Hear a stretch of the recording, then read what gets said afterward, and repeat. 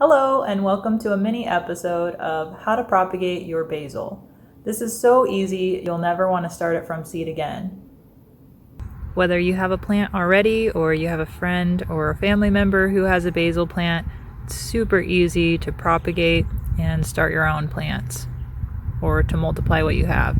When looking for a branch to propagate, you want it to be at least 4 to 6 inches in length, and you want to make sure the rest of the plant is doing well. So on this particular branch that I could propagate, I would snip down just above these small little leaves right here because there's plenty of length, and I would cut that at a 45-degree angle.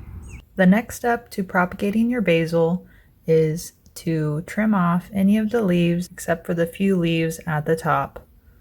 So as you can see, this basil plant has been propagated 8 days ago, and I've trimmed the bottom of the stem at a 45-degree angle so the stem can continue getting plenty of water.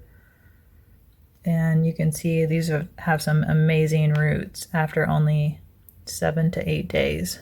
I just have it in a cup of plain water.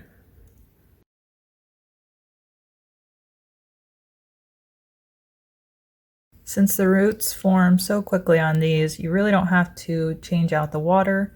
I've just been making sure that the water level stays so the roots are submerged at least a couple inches. So I've just been topping it off when it gets low every couple of days. Your basil cuttings will be ready to pot when the roots reach about 2 inches in length or 5 centimeters. This can take anywhere from 2 to 4 weeks.